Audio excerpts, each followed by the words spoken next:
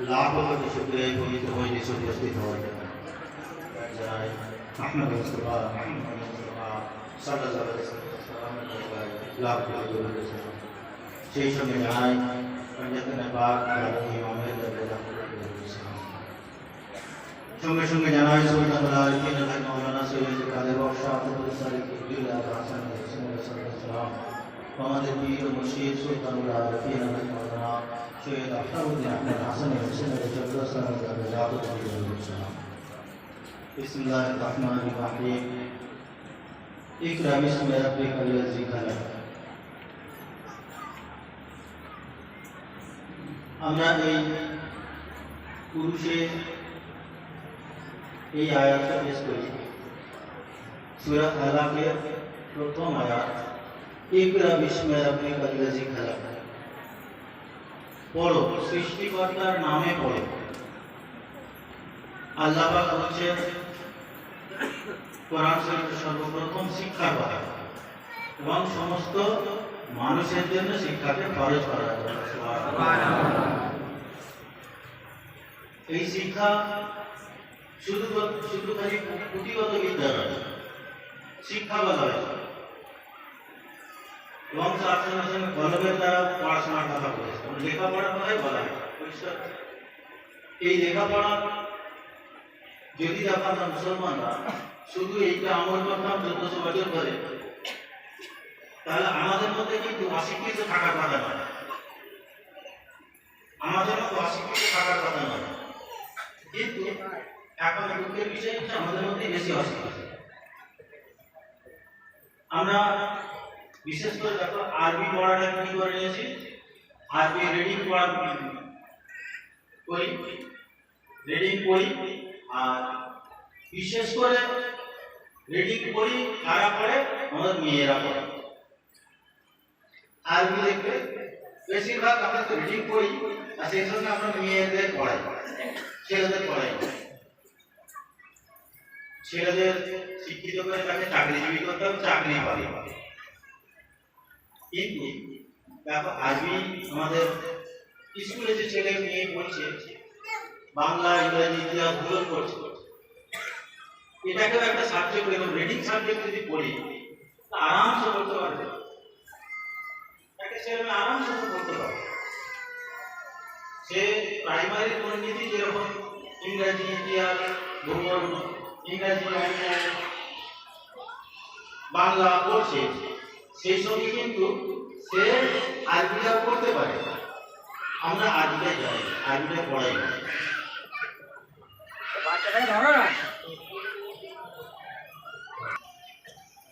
তো আজকে লেখাপড়ার গুরুত্ব প্রচুর, আমরা সেই লেখাপড়ার গুরুত্ব দিই। যদি সেই 1400 বছর ধরে আমরা যে শিখে আসছি, 1400 বছর 20 বছর ধরে যে বলে আসছি, যদি 20 বছরের এই কথাগুলো মনে রাখতাম তাহলে কিন্তু আমরা অনেক এগিয়ে যেতে পারতাম। আমরা সেই গল্প কথা বলি, জানা গল্প বলি, বলবো জানা গল্পই বলি। দু ভাইয়ের লেখাপড়ার কথা, দু ভাইয়ের লেখাপড়ার কথা আমি আগে বলেছি, আবার বলছি। সেটা হচ্ছে দেখো তারা একজন ব্যক্তিত্ব সন্তান, তাকে লেখাপড়া শেখাতে হবে। যেই আসে, যে মাস্টারই আসুক তাকে কায়দা করে তাড়িয়ে দেয়। তারা কম করে যে লেখাপড়া শিখবে না। তো একজন দূর সম্পর্কের আত্মীয় সে বলছে যে মাস্টার, সে বলছে আমি গিয়ে লেখাপড়া শেখাবো।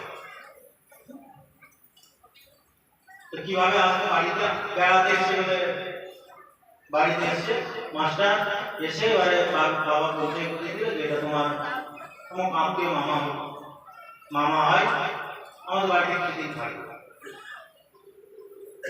তো সে বাচ্চাদের নিয়ে ঘোরাফেরা করে, তাদেরকে পড়াশোনার বই না হাতে দিয়ে প্রাকৃতিক জিনিস এটা সেটা দেখিয়ে কথা বলে, কি কেন এসব জিজ্ঞেস করে, বাচ্চারা উত্তর দেয়। একদিন রাত্রে মাস্টার ছোট ছেলেকে জিজ্ঞেস করতে পারে, বাবা বলো তো সেই সেদিকে পড়া কার আছে? বলে মাস্টারমশাই একটা, এই মামা একটা। বড়কে জিজ্ঞেস করছে, বলো সেখানে কতগুলো আছে বলো। সে বলে টাকা দুটো তিনটে চারটে এগুলো বলতে পারছি না, আছে না পাঁচটা। তখন ওই পাঁচটা আর এই একটা কাটা হলো। তখন ছোটটা বলছে, আরে দাদা আমি মাস্টার, আমাদের লেখাপড়া শেখাচ্ছে। তাকে এটা হাসির গল্প, কিন্তু না হাসির গল্প নয়। তোমরা নিজেদের বাস্তব জীবনে অ্যাপ্লাই করে দেখো। তোমরা তো সেরকম মনে করছো যে বাবু বলে বাবু বলে যাক, একটা দিকে শুনবো একটা দিকে, তাই তো? এই যে মিলাদ, এটা আজকে তো নতুন নয়, একই কথা বারবার বলে আছে। কত আমার এটা 20 বছর বলে আছে, তিনি তো 50 বছর বলে আছে, দাদা হচ্ছে 50 বছর, 150 বছর হয়ে যাচ্ছে, 50 120 বছর হয়ে গেছে, এমনি 120 বছর হয়ে যাচ্ছে, 3টে জেনারেশন। আমরা শিখলাম কি নিলাম, এই লাভ করতে হিসাব করতে যাবেন। আমি ওপারের কথা ছেড়ে দিলাম, ওপারে যে হিসাব করবো, ওপারে জমা করবে, সে তো অনেক করে। আজকে এখানে 150 বছরে আমার দাদু থেকে আমি কি নিয়েছি, আমার বাপ কি নিয়েছে, আর আমার বাপ আমাকে কি দিয়ে গেছে, এই হিসাবটা করবে। আমার দাদু কিছু হবে না, সে লেখাপড়া জানে, দরবার বলতে চোখ বন্ধ করে চল দরবারে যাবো, যেতে হবে, আর সেখানে কি কাজ হচ্ছে, চল সেখানে চল, তার কোনো চিন্তা নেই, যেতে হবে, চোখ বন্ধ করে। সে লেখাপড়া অত মারবার জানে না, আমার দাদু বলে। আমার সেই দাদু দেখার পথে বাপও সেও এ করেছে, যে আমার বাপ এই কথা বলতো, কি দোকান নাই যে পীরের গোলামি করবো, দরবারে কি কাজ আছে না কাজ আছে, থাক না থাক গিয়ে ঘুরে দেখে আসি, একটু অন্তত ঝাঁটা উড়িয়ে আসি। আমার বাপ বলে দিল, আমি কিন্তু লেখাপড়া শিখে সেখানে আমি পড়ে থাকবো, সেখানে পড়ে থাকলে আমার কি হবে? বাপ তো বোকামি করেছে, বাপ যে চেয়ে নিয়েছে আমার জন্য, সে কথা খেয়াল নেই। আমার দাদু আমার বাপ ওই পীরের গোলামি করে চেয়ে নিয়েছে, আমি ওই উন্নতি করতে পারতাম না। আমার বাপ দাদু তারা চেয়ে নিয়ে আমার জন্য থালা সাজিয়ে দিয়েছে, আমরা খাচ্ছি। আমরা সেই জন্য দেখো না, সেই তেলের তেল হয় সোজা বাংলা ভাষায় চর্বি হয়ে গেছে টেপে, হয়তো কথাটা খারাপ লাগবে, খারাপ ভাষা মনে হবে, কিন্তু আমাদের সোজা বাংলা ভাষা এটাই তো। আমাদের সেই গুরুত্বটা কমে গেছে, কারণ না চাইতে পারছি, পেয়ে গেছি, কষ্ট করেছে কি রাতের পর রাত, তারা ছোঁয়া চাল ভাজাকে, লাল চা নুন চাকে খেটেছে, তারা খেটেছে। যারা বয়স্ক আছে তারা জানে, বয়স্ক কি বলি, যারা আদিবাসী তারা তো জানে। এই আমি 3টে জেনারেশনের কথা যে বলছি, আমাদের দাদু দাদু তোমরা নিশ্চয়ই জানো, তারা কি করেছে আমরা দেখেছি। হয়তো আজকে আমরা অনেক এসেছি, আজ প্রতিবার ভর্তি হয়ে যায় মজলিসে দিয়ে, কিন্তু ভর্তি হয়ে গেলে কি হবে, আমরা দেহটা নিয়ে এসেছি, মনটা নিয়ে আসি, মানে কি মনটা আমাদের তৈরি হয়ে যাবে, সেখানে মনটা নিয়ে কাজ করতে হবে, না হলে কি হবে? দেখো আমার বাইরের মধ্যে বলতে পারি, বাইরের সমালোচনা করতে পারি, নিজের আত্মসমালোচনাটা আগে আমি কি ঠিক করছি কি ভুল করছি। আমি হয়তো আমাকে কালোর ভুল করছি, কিছু মনে করি, কালোর ভুল করছি, কালো এই কথাটা বলে যাই, ময়না এই কথাটা বলেছে না, আগে আমি কি ভুল করছি সেটা প্রত্যেকে বুকে হাত দিয়ে রাখো যে আমি এটা ভুল করছি, দেখবে সেই ভুলটা আস্তে আস্তে সংশোধিত হবে। না আমি সেই পরের ভুল দেখতে আমার ভুলটা ধরা পড়বে, ধরা পড়বে, ধরা পড়েনি, এই জন্য ধরা পড়েনি। আমি তো তার ভুল দেখছি, আমার ভুলটা তখন চোখে পড়ে। সুতরাং দেখো, এটাও শিক্ষা, এটাও আমাদের শিক্ষার মধ্যেই পড়ছে, আমাদের শিক্ষার মধ্যেই পড়ছে। কেননা আমি আমার বাপ দাদা থেকে সেই শিক্ষাটা নেই, আমি নিতে পারি না। যদি নিতে পারতাম তাহলে কিন্তু আমরা ওই দরবার ছেড়ে দূরে দূরে থাকতে পারতাম। এখানে জুমার মজলিস হচ্ছে, কারা নামাজ পড়ছে, কে নামাজ পড়ছে, জুমার মজলিস করতে বলেছে, আমার প্রিয় মসজিদের নির্দেশ তো। আমাকে বাইরে এসে বলছে, বাবু ভাই সামনে সব বসে রয়েছে, তাদের সঙ্গে কথা বলছি, আমরা নামাজ পড়তে আসি, তারা চলে যাচ্ছে, কত সুন্দর লাগছে, আমার কি করছি, তাদের তো পড়তে হবে, তাদের তো দরকার নেই, তাই তো, তাদের তো দরকার নেই, তারা তো জেনে গেছে, তারা সব পেয়ে গেছে। না, তাদের আবার কিন্তু পড়া হিসাব দিতে হবে, তাদের হিসাব আবার পড়া, তাদের তারা মনে করে জানে যে না আমাকে হিসাব দিতে হবে না, হিসাব দিতে হবে, হিসাব সবার সবাইকে সবাইকে দিতে হবে, এটা মনে রাখতে হবে।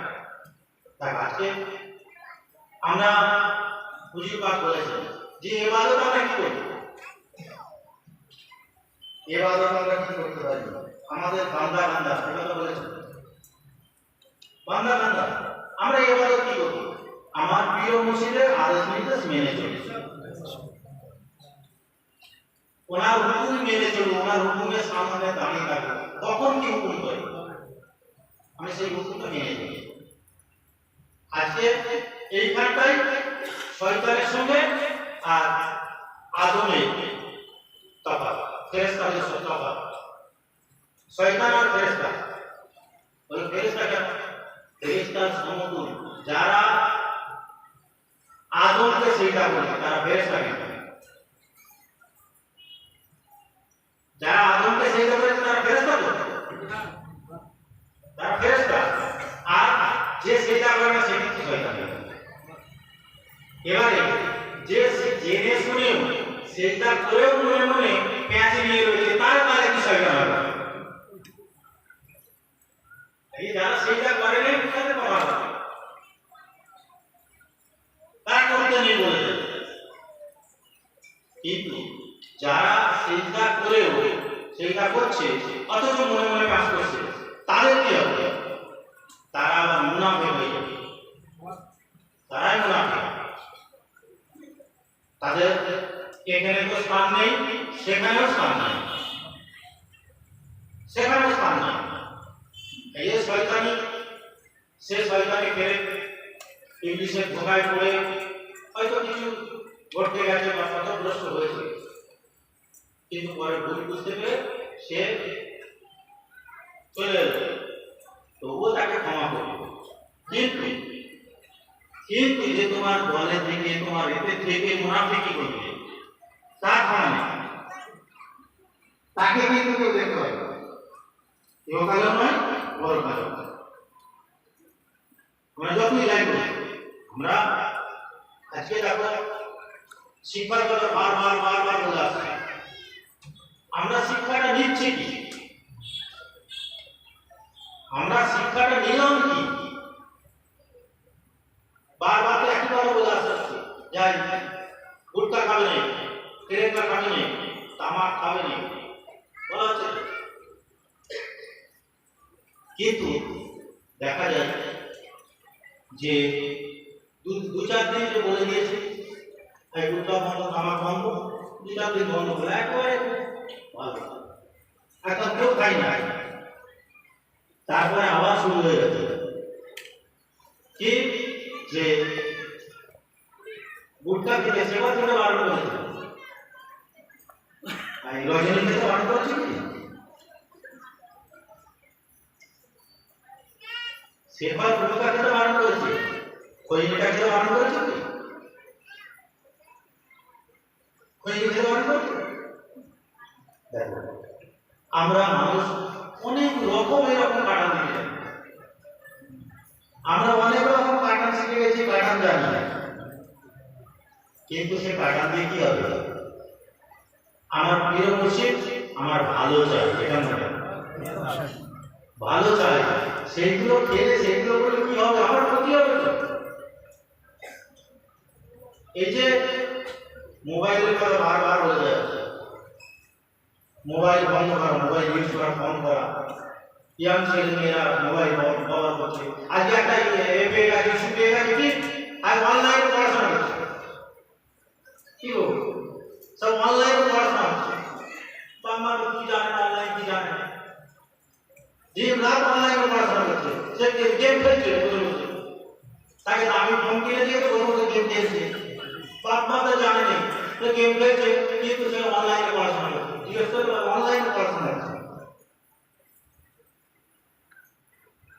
আমরা ইস্যুকে ঠকাচ্ছি কাকে? কাকে তুমি ঠকাচ্ছ? আমরা 10 মিনিট পরিবারে তো এই সন্ধ্যে কাজ করতে যেতে পারি না, 8 ঘন্টা আমরা নিচে যেতে পারি না, অথচ রাত 12টা 1টা 2টো পর্যন্ত মোবাইলে বসে বলবো ঘুম হয়নি, তাহলে কত রাত পর্যন্ত যাবো? তাহলে 2টো 2:30 ঘন্টা, বেশি না, 2টো 2:30 পর্যন্ত যাবে, বেশি। খিদে নেই, ঘুম হয়নি, স্কিনের প্রবলেম হচ্ছে, মাথার যন্ত্রণা হচ্ছে, এগুলো হচ্ছে মোবাইলে তৈরি হচ্ছে। এইসব সমস্যাগুলো আসছে, কিন্তু আমরা সেগুলো সেই সমস্যা হলেও আমরা করে যাচ্ছি। আর সেগুলো দেখো, এই যে এডিকশন, এটা কি একটা নেশা, সেই নেশা থেকে দূরে আসতে আস্তে আস্তে আমরা কিন্তু নেশাগ্রস্ত হয়ে গেছি। মোবাইল ছাড়া আমরা চলতে হবে। একবার যদি একটা কারেন্ট না থাকলে এখানে ওখানে সেখানে যে যে যত টাকাই নেই, মোটর চালাচ্ছে, জেনারেটর চালাচ্ছে, সব যে আমফান লেগেছে, কিছু মানে জেনারেটর আগে ভেঙে দিয়েছে, চার্জ দিতে মোবাইল আগে মোবাইল চার্জের জন্য কিন্তু সব রেডি হয়েছে, কারণ নাহলে খাওয়াটা নাই, মোবাইলটা চালাচ্ছে অ্যাকচুয়ালি কিছু ওখানে একটা ভালো দুটো থেকে তখন একটা মোবাইলে অস্থির, আর 3-4টা বড় বড় মোবাইল হয়েছে।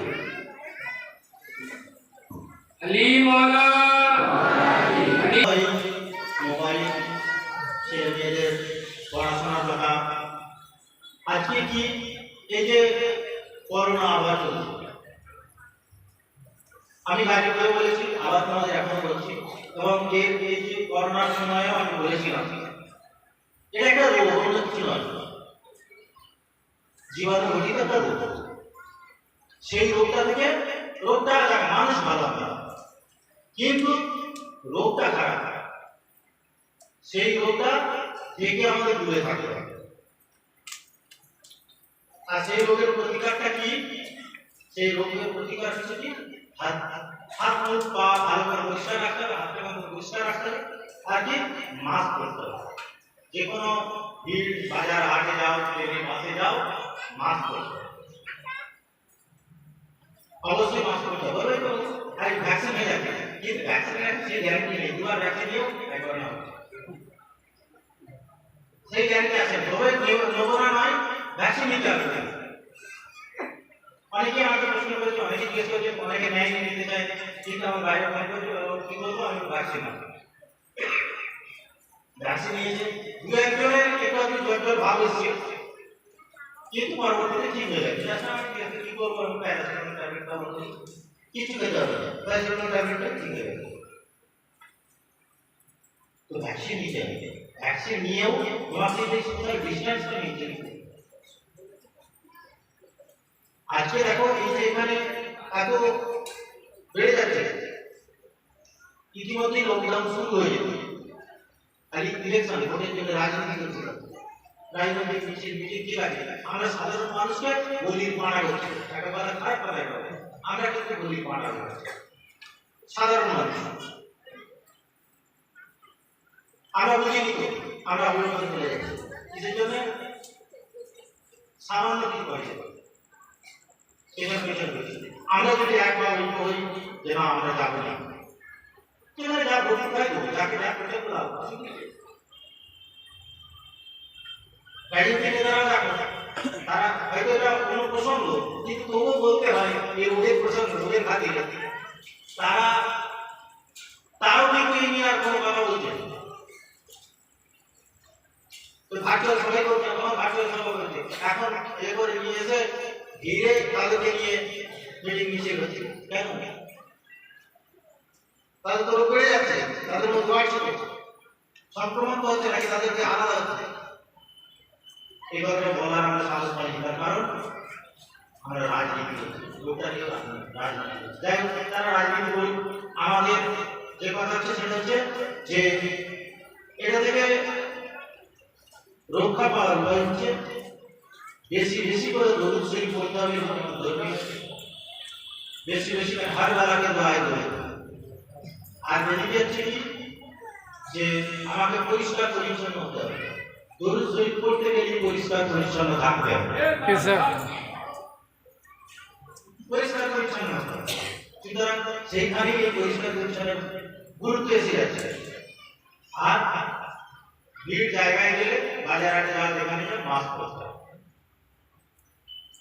এইটা মনে রাখতে হবে যাক এই করোনা এটা তো হয়তো মনে করবো যে কবে যাবে আমাকে কয়েকজন প্রশ্ন করেছিল কিন্তু দেখো কলেরা বসন্ত এইসব যে রোগ পৃথিবীতে এসেছে মহামারী আকার ধারণ করেছে তার কিন্তু চলে যায় চলে গেছে কি এসেছে এবং এগিয়ে যাচ্ছে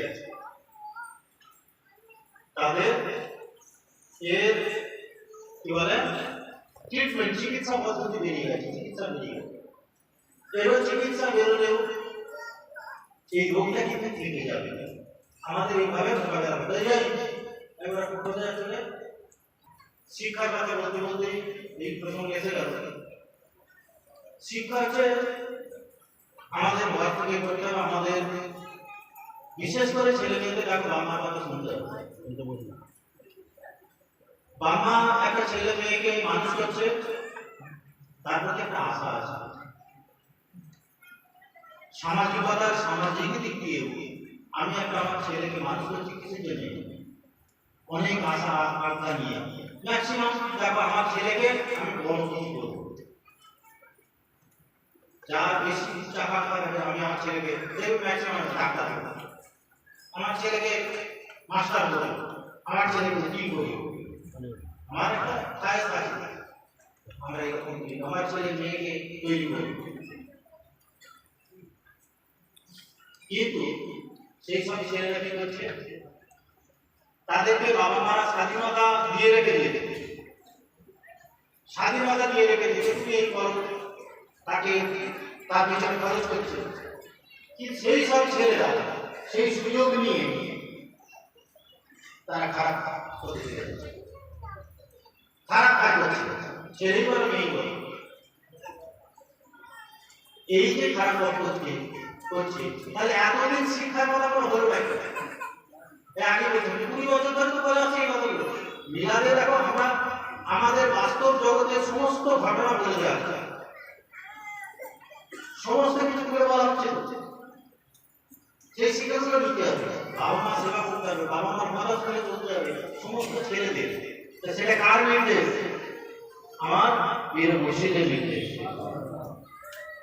তো পীর মুর্শিদের নির্দেশ আমরা পীর বলতে ভাই পীরকে খোদা মানি খোদা জানি আমরা পীরকে খোদার আসর বসিয়ে দিচ্ছি পীরকে এদিকে মানিনি মুখে বলি কাজে করতে পারি আমরা কাজে করতে পারি কি করতে পারি না জায়গা নেই আর ওই জায়গা নেই এখানে কোথায় বসবি এখানে আমাদের চেষ্টা করতে হবে ওই শিক্ষাটা নিতে হবে এই শিক্ষা নিতে হবে আমি সেই আরেকটা গল্প বলি সেই মুরিদানরা ইসলামকে বলছে হুজুর আমরা পরীক্ষা দেবো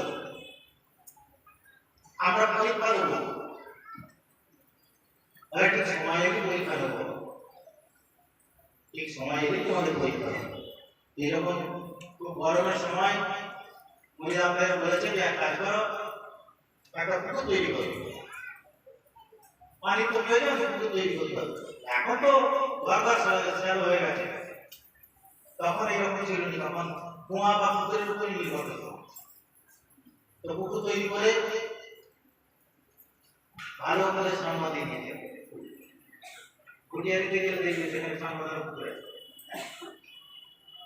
তো পুকুর তৈরি হয়ে যেতে ঈশ্বর বলছে যে তোমাদের প্রথমে তো পরীক্ষা দিয়ে বলেছিলে এক কাজ করো, কাল কি পরীক্ষা দাও। কি পরীক্ষা? তখন ম্যাক্সিমাম ঘর গরু ছিল, আর তোমাদের তো গরু রয়েছে, তোমরা এক কাজ করো, 1 ঘটি করে দুধ পুকুরে ঢেলে দাও। পানি তো নেই এখন, শুকনো, 1 ঘটি করে দুধ ঢেলে দাও পুকুরে। বহু গরিব ঢেলে দিয়ে আর কৃষ্ণা হুজুরের সামনে সামনে হাত জড়ো করে দাঁড়িয়ে আছে। তো সকাল হয়ে গেছে, সারা রাত দুধ ঢালার তো আওয়াজ হচ্ছে, পুকুর ভর্তি হয়ে গেছে। তো যেরকম সামনে দু একজন যারা রয়েছে বলে বাবা কাজ করো, এক কাঁচের গ্লাস দিয়েছে, দুধ 1 গ্লাস তুলে নিয়ে এসেছে। হচ্ছে তাহলে পরীক্ষায় কে পাস করলো বের করলো, পাস ফেল দুধ নিয়ে এলে বুঝতে পারে।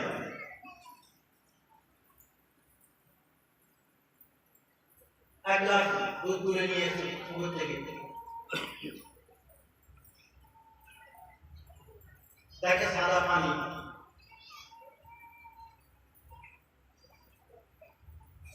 और पिशाब मैंने कैरम पेपर पानी भर दिए ठीक होता है पिशाब भर पानी भर दिए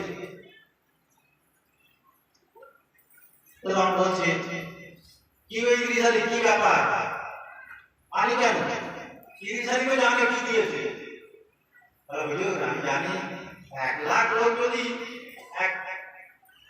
এক ঘড়া করে দুধ দিচ্ছে, আমি যদি এক ঘড়া পানি দিই কে বুঝতে পারবে কি? এইটা সবাই বলো, সবাই বলো, তাহলে কি হইল? দুধ আর থাকে? তো আমরা কি করি? এদের শুনে এরকম চালাকি করছি, আমরা বিপরীতই করছি ঠিকই, কিন্তু আমরা চালাকি করছি। কি করবি? আমরা দুধ ঢালতে পারি না, দুধের পরিবর্তে জানি সবাই তো দিচ্ছে, আমি পানি দিলে কে ধরতে পারি না।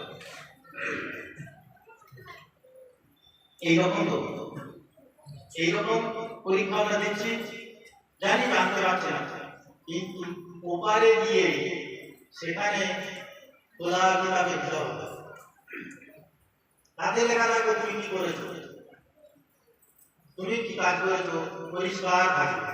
এবার সেই হিসাব খাতায় উঠবে কি করে সেটা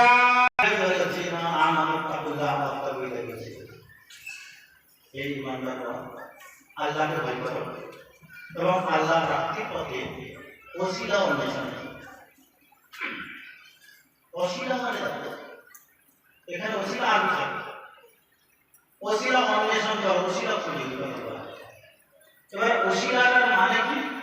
ওসিলা মানে কিরকম তফসিল কারণে এখনকার কোরআন শরীফে তফসিল করেছে, এটা অ্যাকচুয়ালি মানে হচ্ছে যে মাধ্যম, যার মাধ্যমে আল্লাহকে পাওয়া যাবে সেটা ওসিলা বলা হয়। কিন্তু তাতে কি বলা হচ্ছে, তার ব্যাখ্যা হিসাবে বলে দেওয়া হয়েছে যে ওসিলা মানে এই দোয়া দরুদ নামাজ রোজা এইসবের মাধ্যমে, ওইটা হচ্ছে ওসিলা, ওর মাধ্যমে আল্লাহ পাবে। এটা একবার না, এটা কি একবার? আমরা সাধারণ মানুষ পড়াশোনা করতে জানি না, কিন্তু আমাদেরকে দেখাতে দাঁড়িয়ে বলবো আগে সেই কথা বলছিলাম, আমরা সেটাই মানব। কিন্তু সে তাকে বলা হচ্ছে ওসিলা। ওসিলা মানে আল্লাহকে পাওয়ার জন্য একটা মাধ্যম তোমাকে বলতে। এবার সেই মাধ্যম এইভাবে বলছি যে আমি অনেক কাজ করছি, সেই খাতা খুলে ব্যাংকে জমা করবো, আমি ব্যাংকের খাতা খুলে বারবার কথা বলি যে ব্যাংকে খাতা না খুললে সেখানে জমা দিলে জমা করো, যতই জমা করো, জমা দেওয়ার একটা সিস্টেম আছে। সেই রকম তুমি যতই পড়াশোনা করো, যদি ওই সিস্টেমে না আসে তাহলে কিন্তু জমা করো। জমা করতে গেলে তোমাকে সেই খাতা খুলতে হবে। আর সেই খাতা খুলতে গেলে কি করতে হবে? এই খাতা হচ্ছে পীর মুর্শিদের দরবারে যেতে হবে, বায়াত দিতে হবে। সেই বায়াত কি বায়াত? কোথায় বায়াত হচ্ছে? আল্লাহ পাক পরিষ্কার করে দিয়েছে, তুমি যে হাতে কালমা পড়ছো সেই হাত হচ্ছে নবীর হাত, সেই নবীর হাত সেটা হচ্ছে সর্বদেব আল্লাহর হাত, যে হাতে কালমা পড়ছো। তাহলে তুমি কালমা পড়ছো কোথায়? আল্লাহর হাতে, আল্লাহর হাতে কালমা পড়ছো, তার কাছে তুমি নিজেকে সঁপে দিতে, তাকেও আমরা চালাকি করছি। আমি বলে দিচ্ছি যে আজকে এইখানে আমি সঁপে দিয়ে গেছি, তারপরে কি আর মনে থাকে? মনে থাকে? মনে থাকে না। মনে থাকলে আমরা ভাই ভাই অশান্তি করতে পারি না, ভাই ভাই অশান্তি করতে পারি না, বা একজনের আরেকজনের অসুবিধা থাকলে সেই অসুবিধা আমরা দেখতে পারি।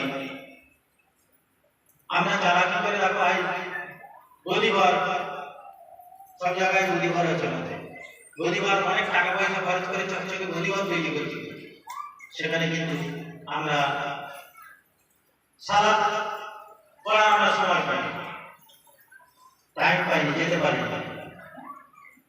তাহলে কি হচ্ছে? কার সঙ্গে চালাকি করছি? বলছি আমরা চালাকিটা করছি কার সঙ্গে? আমরা কিসের পেছনে ছুটেছি? আমরা আমাদের মধ্যে এমন লোক বা একটা স্বার্থের জন্য আমরা মুড়ি ধরতে চাইছি, কোনো একটা স্বার্থে লেগে গেলে ব্যাস বিশ্বাস খারাপ, বিশ্বাস খারাপ হয়ে যাবে। স্বার্থে লাগলে মুড়ি ধরলে কিন্তু সেখানে বিশ্বাস খারাপ। কেন? আমার এই কাজটা হলো না, আমার এই কাজটা করেনি। সেই ঈসা আলাইহিস সালামের ঘটনাটা বলি। ঈসা আলাইহিস সালামের ঘটনাটা মনে পড়ে যায়। একদিন ঈসা আলাইহিস সালাম তার এক মহিলাকে নিয়ে বের হয়েছে, সে ওই পরীক্ষা দেবে। বের হয়ে এবারে ওনার কাছে একটা টাকা আছে, আর মহিলাদের কাছে তার কাছে 2 টাকা আছে। সে গিয়ে বাজার থেকে উনি বলছেন যে তাহলে তোমার কাছে ক টাকা আছে? বলে আমার কাছে 2 টাকা আছে। আর উনি 1 টাকা দিয়ে নিয়ে ওই বাজার থেকে রুটি কিনে নিয়েছে। তো রুটি কিনে নিয়ে তিনটে আমি 2 টাকা দেবো আর ওনার 1 টাকা, তাহলে কি হবে?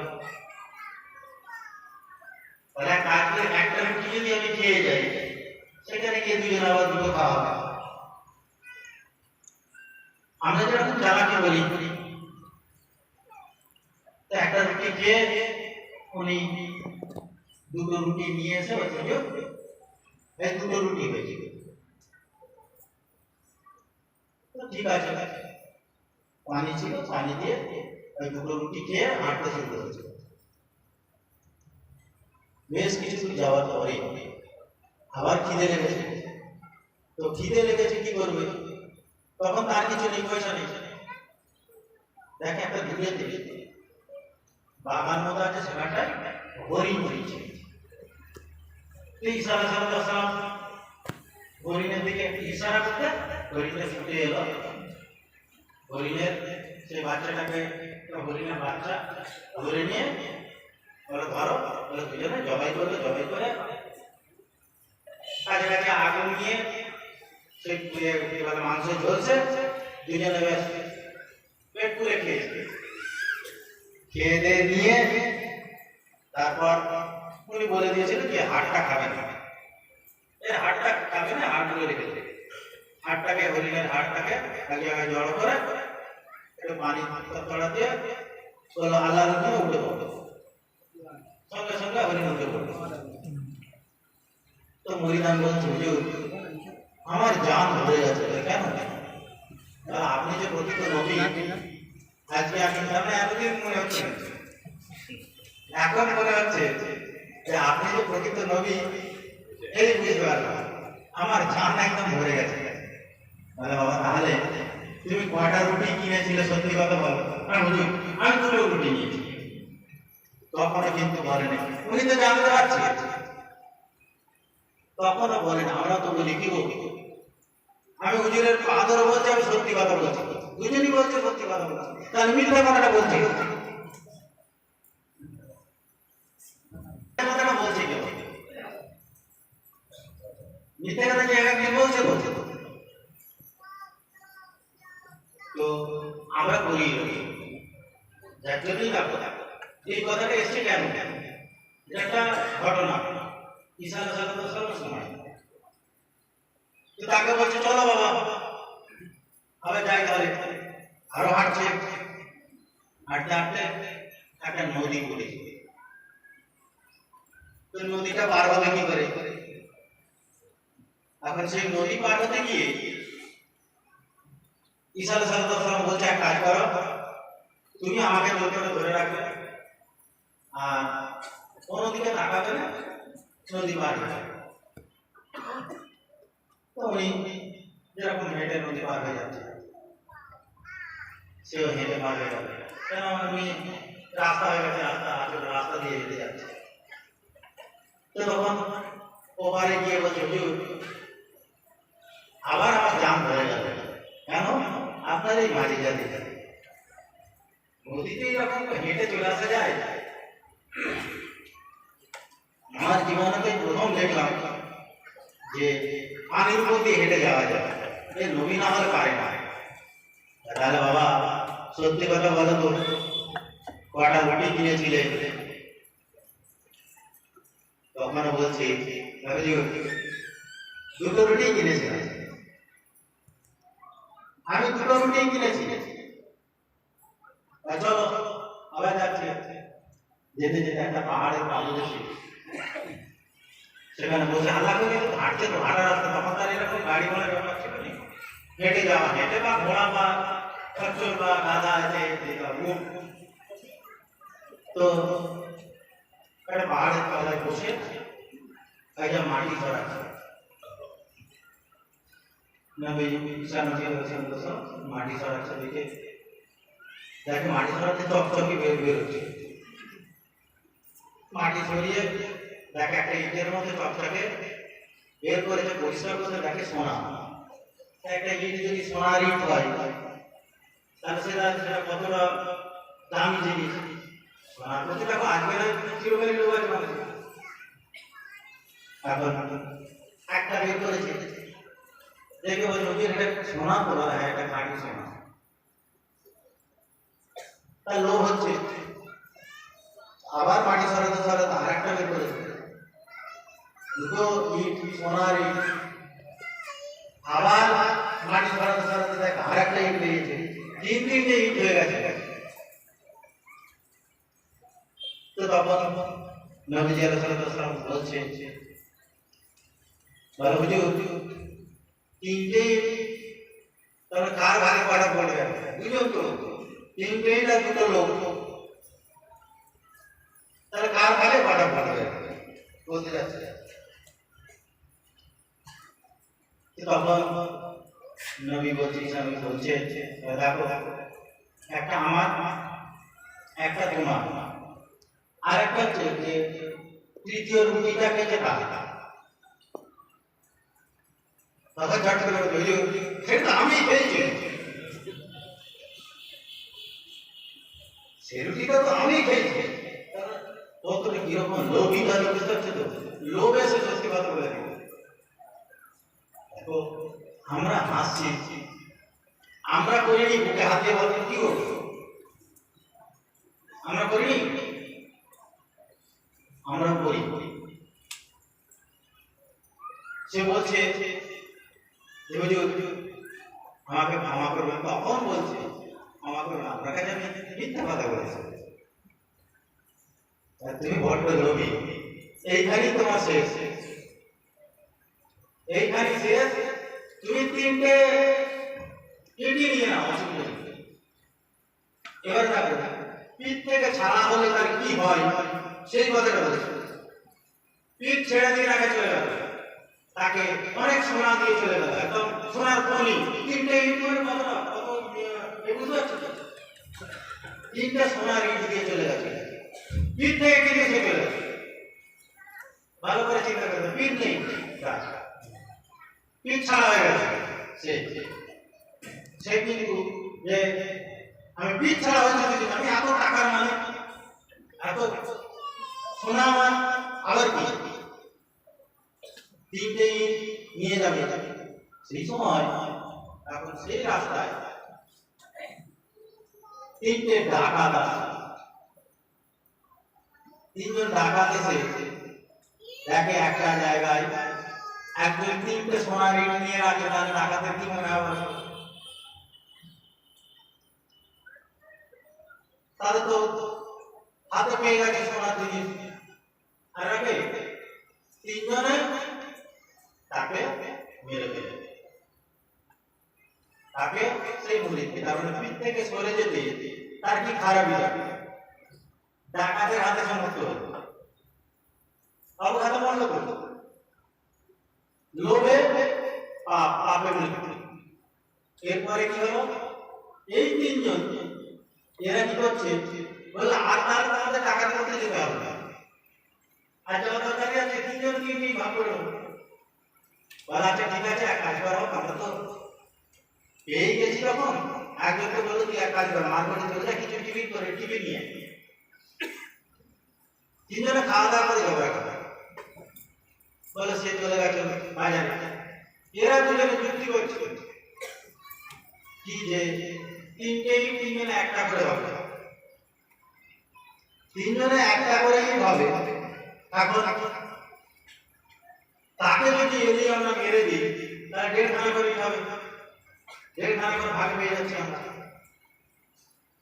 মানুষের লোভ কোথায় যায়, 1.5 খানা করে ইট পাবে, আর শয়তান তো আছে।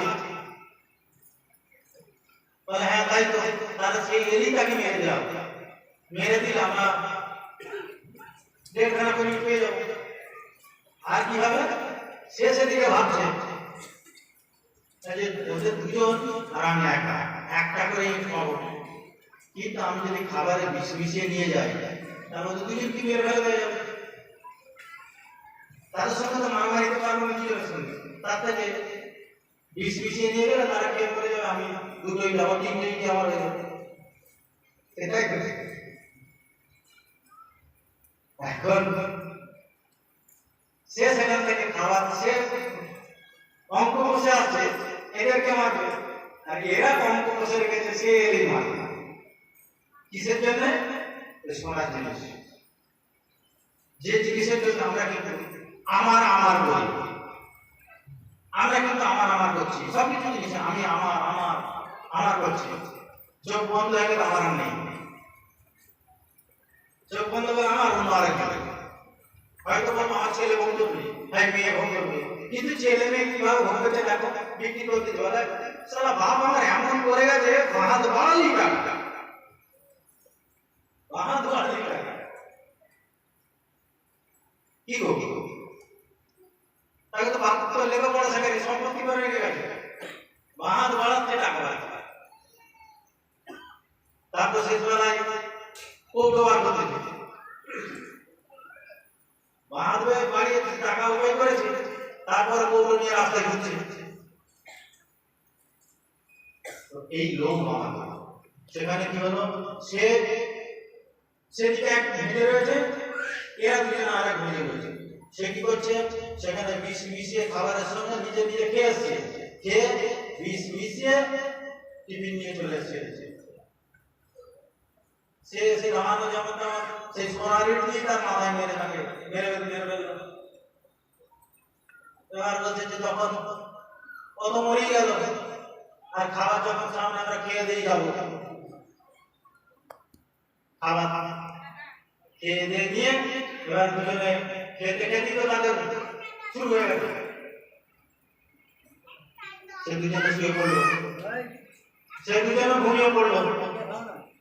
তাহলে কি হলো? সোনারই সোনা পড়ে রইল। এরা কিন্তু চারজনই সেখানে মনে করে রইল, চারজনই সেখানে মরে আছে, আর সোনাও সেখানে পড়ে আছে। ঈশা আলাইহিসসালাম সেই রাস্তা দিয়ে মুরিদানদের নিয়ে আসছে, সেই রাস্তা দিয়ে আসছে। এসে দেখে, বলে দেখো এই সম্পদের লোভ, সম্পদের লালসাটা কাকে বলে দেখো। এরা সেই সম্পদের লালসা করেছিল, এ সম্পদের লোভে পিঠ ছেড়ে বেরিয়ে গেছে, বেরিয়ে গিয়ে এই কথা বলে। আর তারা সম্পদের লালসায় তারা নিজেরা মরে আছে। এটাও কিন্তু বাস্তব ঘটনা, বাস্তব ঘটনা ঘটে থাকে। এতে থেকে আমাদের শিক্ষা নিতে হবে, সেই শিক্ষার কথা বলছি, শিক্ষা নিতে হবে। এবারে যে যেরকম শিক্ষা নেওয়ার নেবে, যার যতটুকু পাত্রে যেরকম হবে সে ততটুকু নেবে। কেননা দেখো, কেউ গল্প আকারে নেবে, ভাবে এরকম কি সুন্দর একটা গল্প বলেছে, কি গো খুব ভালো লেগেছে গল্পটা। এটা গল্প আকার গল্প নয়, এটা গল্প নয়, এটা নীতি। এদেরকে শিক্ষা নিতে হবে। কোরআন হাদিসের কথা আমরা ধর্মীয় স্থানে, ধর্ম জায়গায় কোরআন হাদিসের কথা বারবার বলি। 23 বছর ধরে কোরআন শরীফ নাযিল হয়েছে। কেন? বাস্তব জগৎটা নিয়ে, বাস্তব জগৎটা, বাস্তবে নবীজি আলাইহিস সালাম যা কিছু বলেছে 23 বছর ধরে কোরআন শরীফ নাযিল হয়েছে। কোরআন শরীফ নাযিল কোথা থেকে হয়েছে? কোরআন শরীফটা নাযিল কোথা থেকে হয়েছিল? কোরআন শরীফ কিসে থেকে এলো? কে বলেছে, কাকে বলেছে? ইম্পর্টেন্ট কথা আলোচনা। আমরা বলি কোরআন শরীফ হেরা গুহায় নাযিল হয়েছে। কে নাযিল করেছে? জিবরিল আমিন আলাইহিস সালামের মারফতে।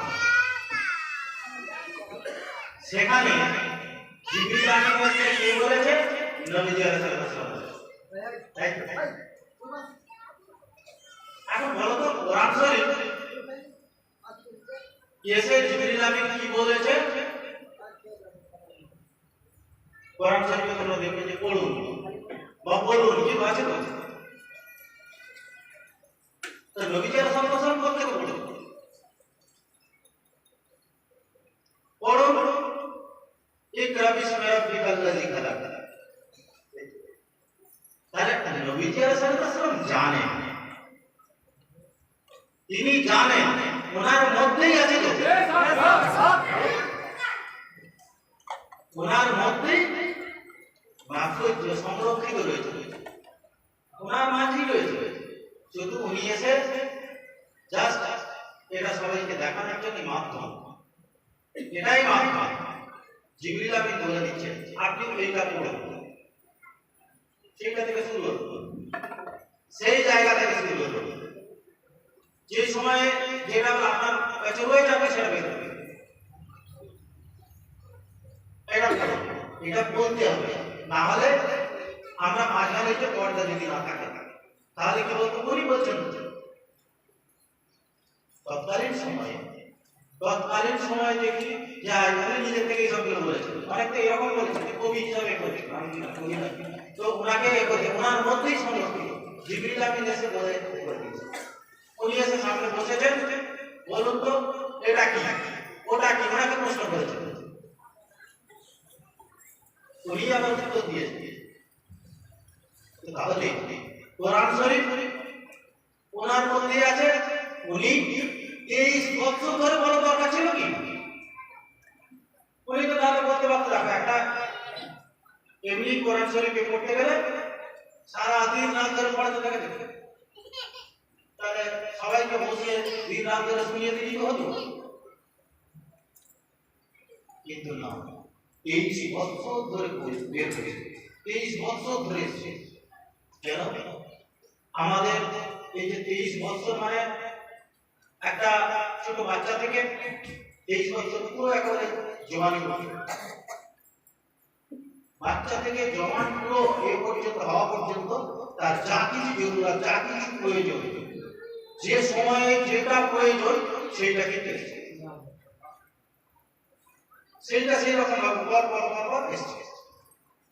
এই জন্য 30 বছর সময় লেগেছে। 30 বছর সময় পরে তিনি যখন বিদায় ভাজ করলেন, বিদায় ভাজে এসে শেষ যে কোরআন শরীফের আয়াত বলা হচ্ছে, শেষ আয়াত বলা কি, শেষ বেলায় বলা হচ্ছে ইয়া আইয়ুহা রাসূল, হে আমার রাসূল, বাল্লিগ মা উনজিলা ইলাইকা মিন রাব্বিক, সেই কথাটা বলে দাও, সেই কথাটা বলে দাও।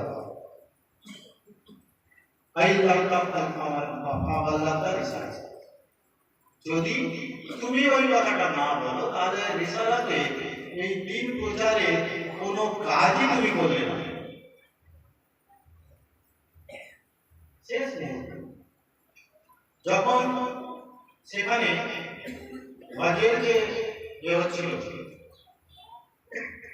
হজের সময় সেই মাঠে দিয়ে সেখানে তো বক্তব্য দিয়েছিলেন, সেখানে তো ইয়াত্রা হাজির হতে পারত, আর সেখানে আয়াতের প্রয়োজন মনে হতো তো, হতে পারত, কিন্তু সেখানে হয় না কেন? তাহলে আলাদা গুরুত্ব আছে, কারণ সেখানে সে কথাগুলো তো বলে দিয়েছে, তো তুমি নামাজ, রোজা, হজ, যাকাত সব কিছু কথা বলে দিয়েছে, কালমা, নামাজ, রোজা, হজ, যাকাতের কথা সব কিছু বলে দিয়েছে। আবার কি কথা তাহলে বললো যে সেই কথাটা যদি না বলে দাও তাহলে রিসালাতের কোনো কাজই করলে না, তুমি দিন প্রচারের কিছু কাজই করলে না। এটা বলছি যে যদি ওই কথাটা না বলে দাও তাহলে দিন প্রচারের কিছু কাজই হবে না। তাহলে কি কথা? এই যে কথা আমরা সেটা মানুষের সামনে তুলে ধরি না, কারণ কি তুলে ধরলে তাহলে আমাদের সাহাবাদের এগুলো ধরা পড়ে যাবে, যে চালাকি করেছে ধরা পড়ে যাবে। আমরা শিক্ষা গ্রহণ করছি, বড় বড় মাদ্রাসায় বড় বড় শিক্ষা গ্রহণ করছি, এই সব কথাগুলো তুলে ধরলে, এই সব কথাগুলো তুলে ধরলে কি হবে, আমাদের এগুলো জানা হয়ে যাবে, সব জেনে ফেলবে। সুতরাং এই সব কথা বলা চলে না। তাহলে এখানে কোন কথার উপর নির্দেশ করেছিল, আল্লাহ পাক কোন কথাটা প্রচার করার কথা বলেছেন? দেখো, সর্বপ্রথম আজকে এই যে উরুস কি আমার হুজুর বা দাদা হুজুর ওনাদের স্মরণ করে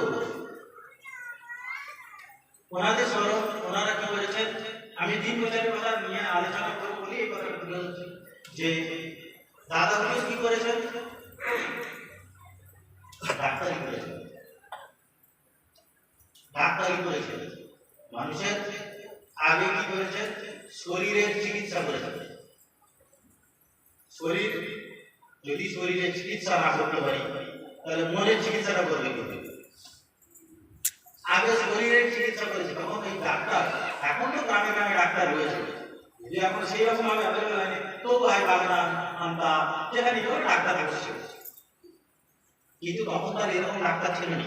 ডাক্তার পাওয়া মানে অনেক ব্যাপার, কারণ ওই ডাক্তার মানে হচ্ছে বিশ্বাস, তার কাছে সেই ভগবান, সেই আল্লাহ।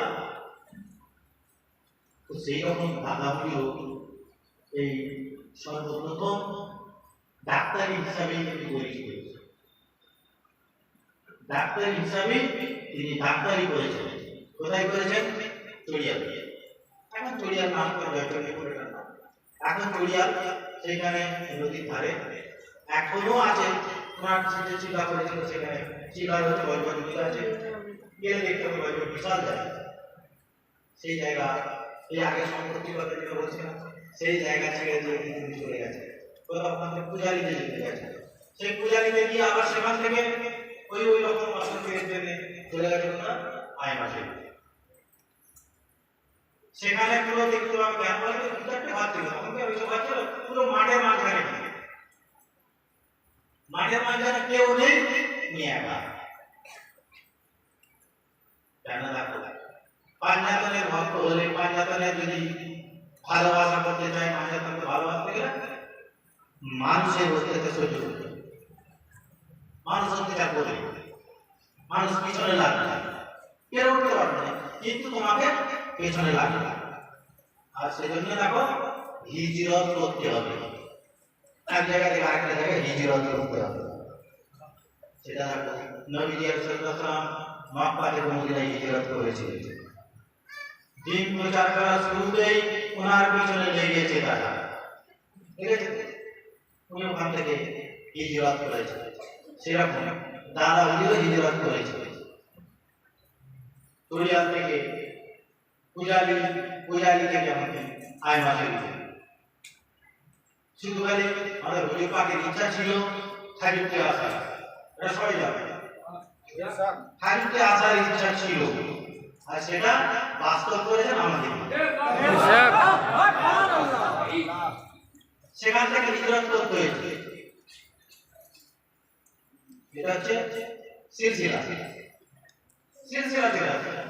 তো দাদা তিনি কি বলেছেন, আমি হুজুর পাকের কথা আলোচনা করবো পয়লা বৈশাখ, দু চারটে আলোচনা পয়লা বৈশাখ দাদা হুজুরের কথা দু একটা বলি। তো উনি যখন প্রথমে ডাক্তারি করতে করতে মেহমানপুরে ওখানে একটা জিন হয়ে যাচ্ছে, একদিনের আসল যেটা হয় বকরা হচ্ছে, উনি ওষুধ দিয়েও সেটা ঠিক হয়নি, যার জন্য একজন পিসা গেছে জিন ছাড়াতে। ওখানে জিন ছাড়াতে এসছে, তো সে তার জিন সেটা হয় করে দিয়ে তার ব্যবস্থা করে দিয়ে চলে যাবে, সেই সময় দাদাকে তাকে ওখানে উনি বলে দিয়েছিলেন যে ঠিক আছে তুমি এক কাজ করে চলে যাও, ওখানে তারাও তোমার বাড়িতে আমি। তো দাদাজির ওখানে ওইখানে কিন্তু পিসাবের সঙ্গে লাগাতে ওই হচ্ছে পীর ধরার জন্য, পীরের জন্য যে পিসাবের সঙ্গে যে আকর্ষণ বা পীরের সঙ্গে যে এটা ঘটনা আছে। ওখানে রাত্রে ঘরে ওখানে ছিল যে রুটি হচ্ছে পরিচিত বাড়ি, তো তাদের বাড়িতে আছে, তো রাত্রে পিসাবের সঙ্গে কথা বলবে, রাত্রে সবাই রোগ ছিল চলে যেতে, উনি রাতের কথা বলবে, পিসা উনি চোর করে চাকরি চোর করে যেন গাড়িটা সব বের হয়ে যাকে যেটাদের পরিচিত যে ডাক্তার আর পিসা তাকে নেই, কোথা চোর বলোই আর কিসের চোর বিষয়। তো যাই হোক, এখানে এই ঘটনার পর উনি বলেছিল যে ঠিক আছে যা, উনি এমনি তুই তো বাড়ি করতে, তুই যা চলে যা তোর বাড়ি। তো উনি ওখানে এসেছিল, এসে সর্বপ্রথম এটাই করেছিল যে তোমাকে চিকিৎসা করবে ঠিকই, কিন্তু পয়সা নিতে হবে, চিকিৎসা করে মানুষের উপকার করবে, পয়সা নিয়ে যাবে, তাহলে খাবে কি? তুমি দেখবে রোজ সকালবেলা একটা তখন রুপোর টাকা ছিল আমার কাছে, রুপোর টাকা রোজ সকালবেলা ঘুমতে দেবো, বাড়ির সঙ্গে 1 টাকা করে গেছে, তখন বাড়ির সঙ্গে কাটবে একটা না অনেক ওই 1 টাকায় ডাক্তার, তাহলে ডাক্তারি কত টাকা ইনকাম করতো, কিন্তু ওতেই যথেষ্ট সেই 1 টাকা, ওই 1 টাকাতেই তাকে ইনকাম করতে খেতে হয়েছে, করতে হয়েছে। এবং ওনাকে বলে দিয়েছে যে কারোর সঙ্গে ঝগড়াঝাটি বাড়বে না, রাগ সংযত করতে হবে, রাগটাকে সংযত করতে হবে। এইভাবে ওনার সঙ্গে বেশ কিছুদিন চলে যাবে, আর উনি ওইভাবে আসেন। তো ওনার বাড়িতে একদিন এসে পিসা বসে আছে, এসে কি করছে, নারকেল গাছ রয়েছে, সব কিছু নারকেল ঘরে ধান রয়েছে, সব বিলি হচ্ছে, সব বিলি করে নিয়ে যাচ্ছে পিসা। লোকে বলছে তোমার বুঝি ডাব সব কেটে তোমাদের বাড়িতে পুরোটা রয়েছে, সে কোটি কোটি রাত সবাইকে দিয়ে দিচ্ছে, রাস্তার লোককে দিয়ে দিচ্ছে, ধান সব দিয়ে দিচ্ছে, তুমি কিছু বলো না? বলে যা জিনিস সে বলছে আমি করবো। তাহলে বুঝতে পারছো কিভাবে পরীক্ষা রেখে একদিন দুপুরবেলা পূজারই ওই দিক থেকে কিছু লোক এসছে, উনি ডাক্তারি করতে গেছিল, ওখান থেকে কিছু লোক এসে হয়ে গেছে, উনি ভিতরে বসে আছে। তো বলছে বলে কি ব্যাপার, দাদা তো ভিতরে ঢুকে গেছে, এরা সব হয়ে গেছে। বলে কি হয়েছে? বলে ডাক্তার সাহেব একবার ডেকে দিল। কেন? বলে একটা মেয়ে এতে ঘাটে বসেছিল, তার ঘাড় ভেঙে গেছে, সেটা বলতে পারে। বলে কি করে মারলো? তা বলতে পারতো না।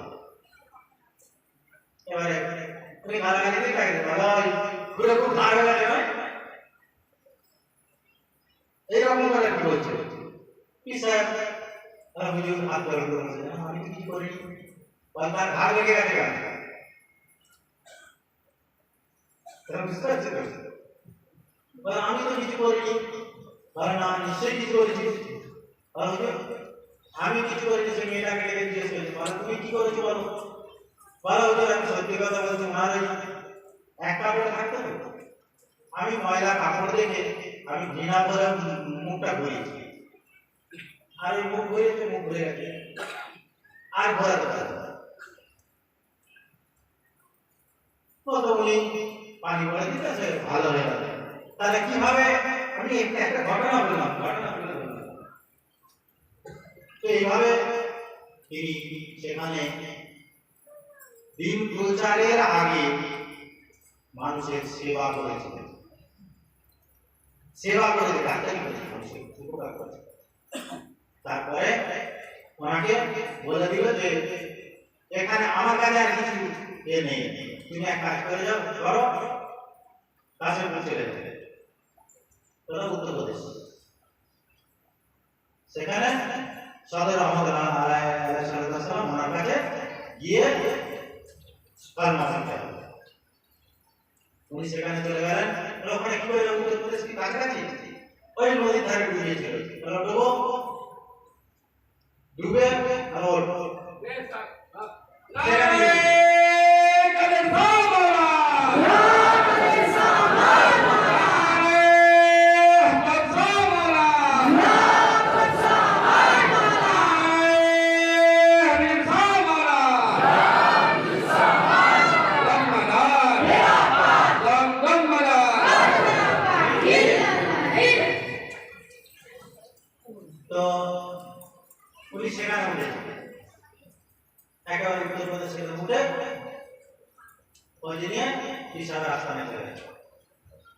ওখানে গিয়ে ওনার সঙ্গে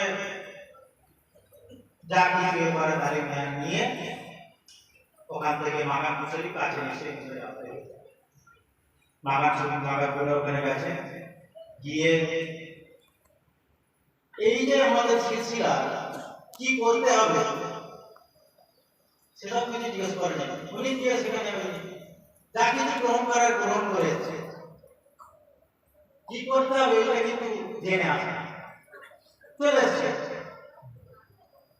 এবার এসে আমাদের যারা মিলে কাজ করতো এখানকার, তারা ওই কালীপুর বা চিত্রগঞ্জ যেটা বলা হয় সেখানে গিয়ে ওনার কাছে জিজ্ঞেস করতে হুজুর আমরা কি করবো, কর্ম করেছে কিন্তু কি করবো, উনি তো কিছু বলতে আচ্ছা ঠিক আছে বলবো। তারপর উনি চিল্লাই গিয়ে যেটা আপনাদের অনেকে সেই বাড়ির চাচা ধানেতে আছে দেখতে চলে চিল্লা নামে এসছে, অনেক দাদার নাম তুলে দিয়েছে, অনেক কৃষকের নাম তুলে দিয়েছে সেই এতে। তো এখানে উনি গিয়ে এরকম সেখানে চিল্লা করে যখন সাজেশন দিলাম আমাদের যে সাজেশন, তখন কোরআন শরীফ কিন্তু বাংলায় হয়নি। কোরআন শরীফ বাংলা হয়েছে কি কবে 30 হয়েছে বাংলা তো তখন হয়নি। তো সেই কোরআন শরীফের মোতাবেক তিনি আমাদের জন্য দায়েমি সালাত নিয়ে এসেছেন। দায়েমি সালাত, এটা হয়তো বলবে যে সালাত তো 5 ওয়াক্ত সালাত, আবার দায়েমি সালাত করে দেবে। কোরআন শরীফে কিন্তু কোথাও 5 ওয়াক্ত সালাতের কথা বলা নেই, কোনো 5 ওয়াক্ত কথা বলা নেই। তাই 5 ওয়াক্ত করবে, তার কারণ দেখো কোরআন শরীফে আকিমুস সালাত ওয়া যাকাত বলা হয়েছে। আকিমুস সালাত ওয়া যাকাত, সালাত কায়েম করো, যাকাত দাও, সালাত কায়েম করো, যাকাত দাও। তো সালাত কায়েম করতে হবে, যাকাত দিতে হবে। তো কোরআন শরীফে একটা মানুষের বৈবাহিক সম্পর্ক কেমন হবে এবং তাদের বৈবাহিক সম্পর্ক কেটে গেলে কি করতে হবে, তাদের জন্য তালাক কি করে করতে হবে, সমস্ত পুঙ্খানুপুঙ্খ ভাবে আছে। কি করবে এই সালাতটা 82 জায়গায় বলা হলো কোরআন শরীফে।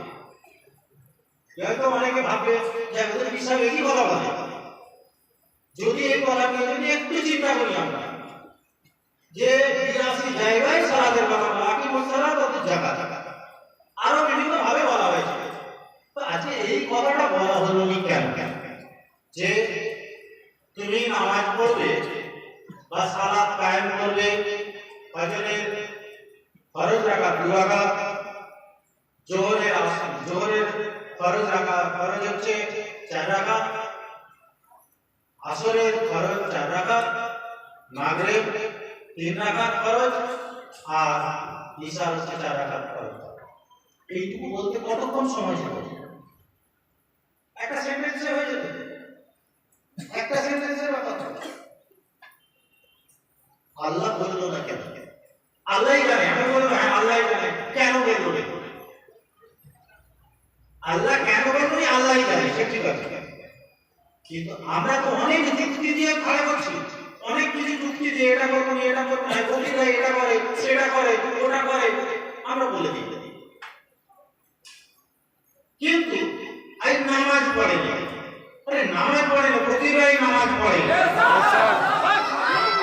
প্রতিরাই সালাত কায়েম করে। সালাত কি? সালাত হচ্ছে সংযোগ, তার সঙ্গে আল্লাহর সঙ্গে সংযোগ। এই সালাত সংযোগ তার সঙ্গে রাখা, সেটাই সালাত। আমি শুধু খালি 5 ওয়াক্ত শুধু খালি দায় সারা থাকা, কেউ যেন মনে করলি 5 ওয়াক্ত করতে বারণ হচ্ছে, তুমি তোমার নামাজ পড়ো 5 ওয়াক্ত নামাজ। আমি এই কথাটা তুলে ধরছি, তুমি তোমার সালাত করো, আমরা আমাদের সালাত করি। এখানে হয়তো বলবে যে এবার তোমাদের সালাত আর আমাদের সালাত কি? তোমাদের সালাত আর আমাদের সালাত কি?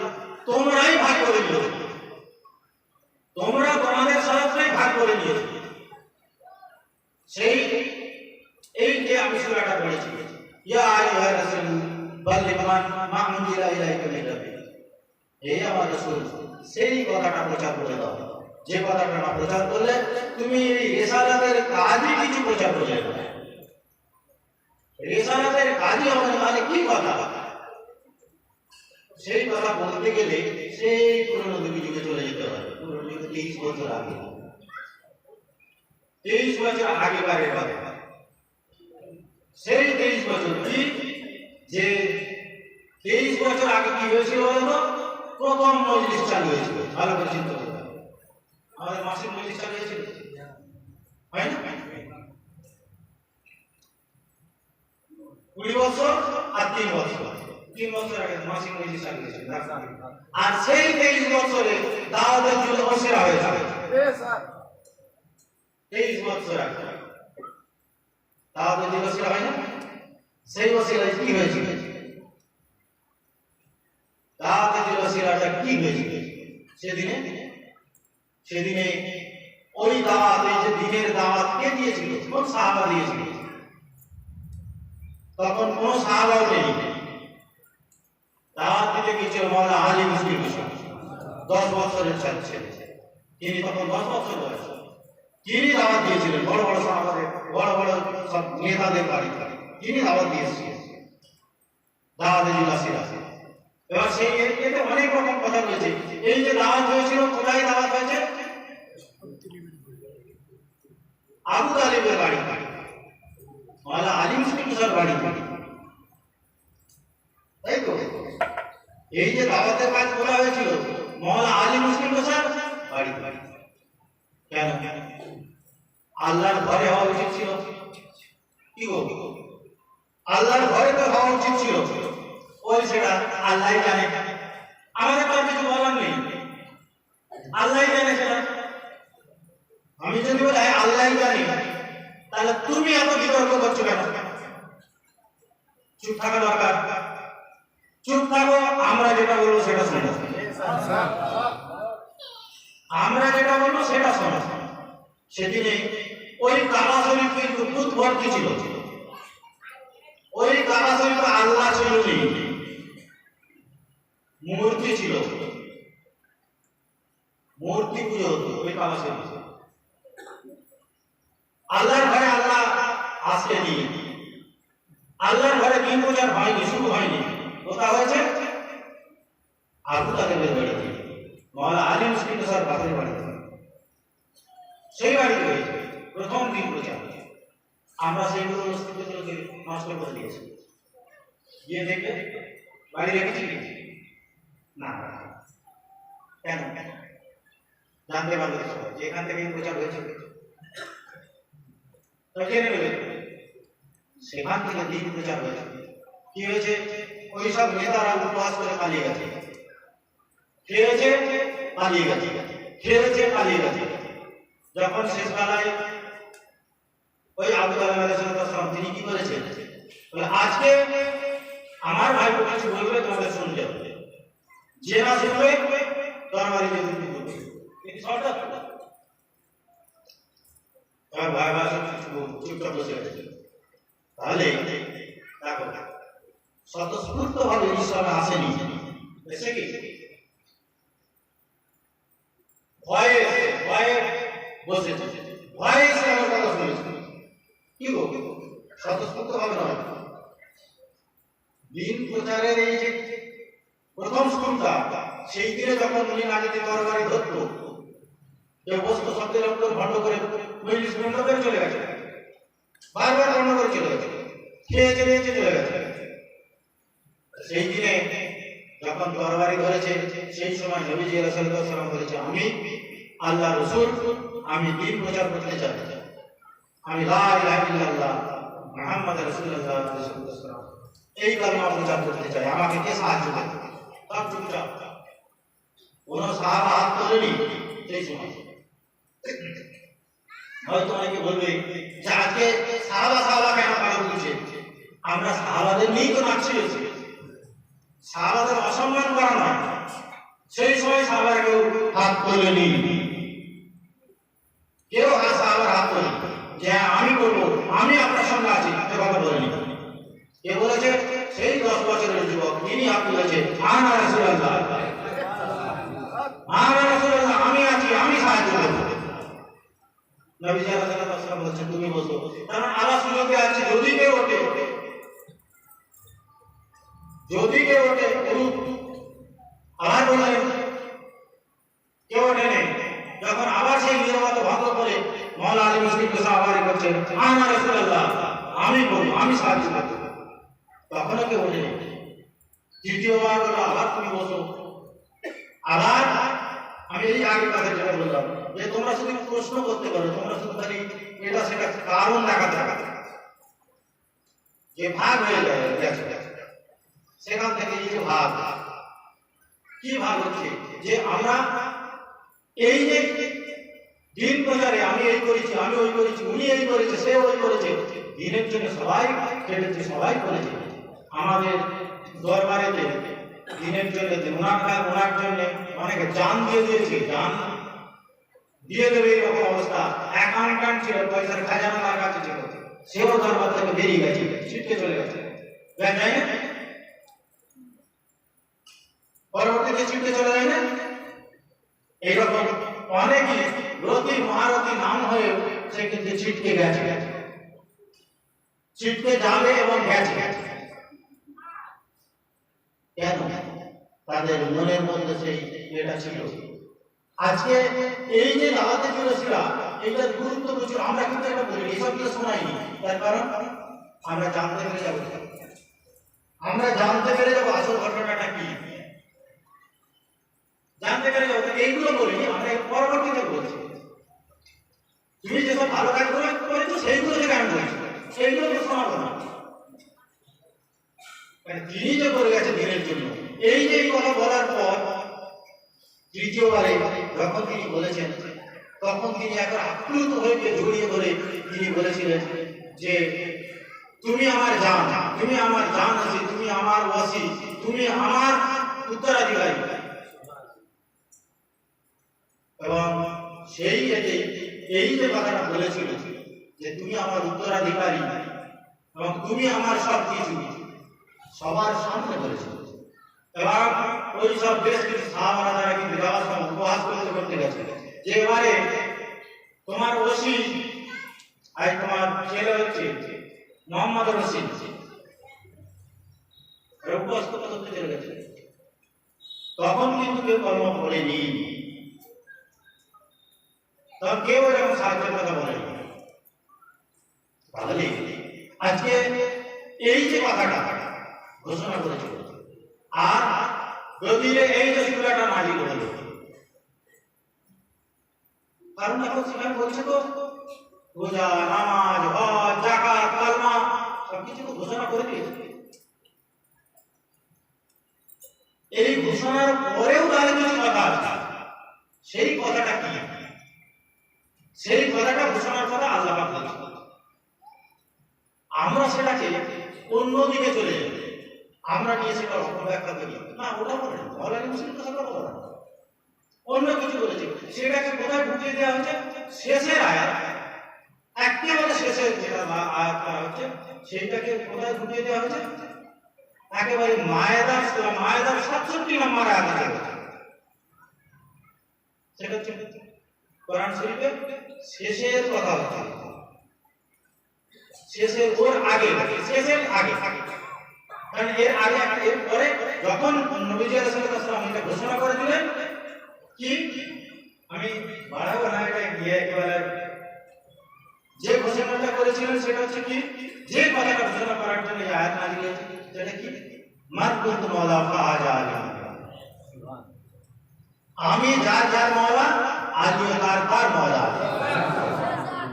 এই কথাটা ঘোষণা, এই কথাটা ঘোষণা করার পরেই কিন্তু আলীও মাতুল্লাহ দিনকুম ওয়া আকমালতু আলাইকুম নি'মাতি ওয়া রাদিয়াতু লাকুম ইসলাম দীন।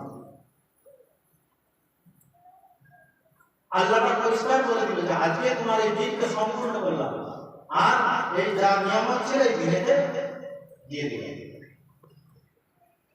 আমি তোমার এই দিনে রাজি হয়ে গেলাম। কেন?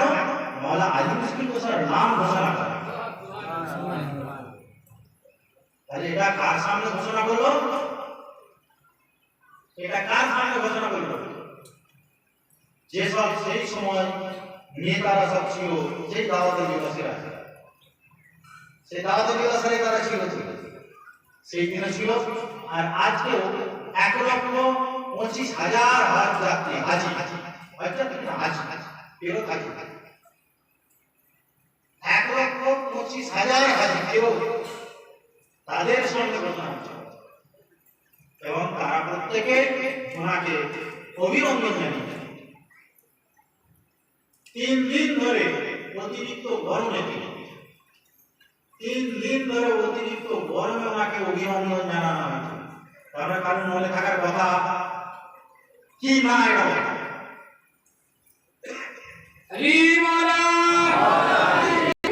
তো এইখান থেকে এই যে গদিরের এই যে আলোচনা, আমরা ইসলামে এই জায়গাটাকে আমরা ছেড়ে দিয়ে চলে যাই। কারণ বলে তো মাওলা আলী মুশকিল গোসার কথা বলতে হবে, মাওলা আলী মুশকিল গোসার কথা তুলে ধরতে হবে।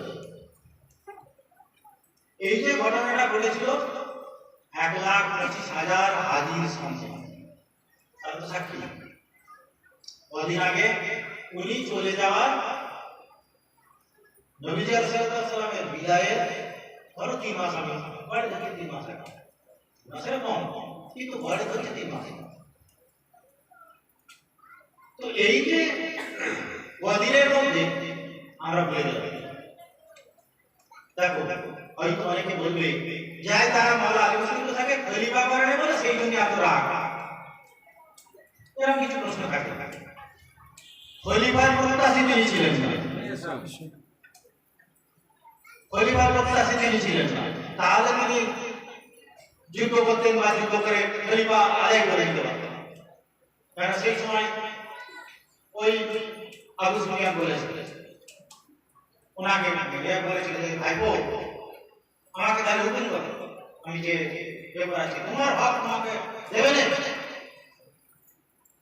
কিন্তু তিনি বলেছিলেন হ্যাঁ আচ্ছা তোমরা চিরকাল ইসলামের শত্রুতা করেছো, চিরকাল ইসলামের শত্রুতা করেছো, আমি তোমাকে ডেকে নিয়েছি ইসলাম ধ্বংস করতে চাই। সেই ছোট্ট শিশু ইসলামকে মানুষ করার জন্য উনি কিছু বলেন, সেই ছোট্ট শিশু ইসলামটাকে মানুষ করার জন্য তিনি কিছু বলেননি। 20 বছর পরে সেই ইসলামটাকে তিনি ইয়ে করেছেন। 20 বছর পর, 20 বছরে দেখো অনেক কিছু পরিবর্তন এনে দেওয়া যায়, মানুষের মধ্যে অনেক কিছু ঘটিয়ে দেওয়া যায়। এবং পরবর্তী উনি যে কদিন শাসন করেছে সারা বিশ্বের ঐতিহাসিকরা বলে যে এর মতো সুশাসন আর কখনো হয়নি, ওনার আমলের মতো সুশাসন আর কখনো হয়। কিন্তু তার মধ্যে অনেক ভেদাভেদ তৈরি হয়েছে, ভেদাভেদ তৈরি হয়ে গেছে বলে দিয়েছি আমরা।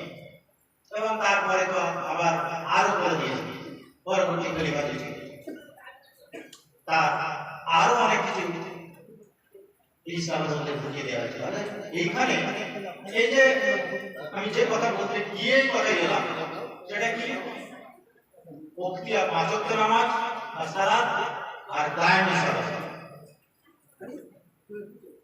এই যে 5 ওয়াক্ত সালাত আর দায়মি সালাত এখানটায় কি হলো, তাহলে মাওলানা আলী মুসলিম দোষা করতেন না? তিনি তো পড়েছেন, নিশ্চয়ই পড়েছেন।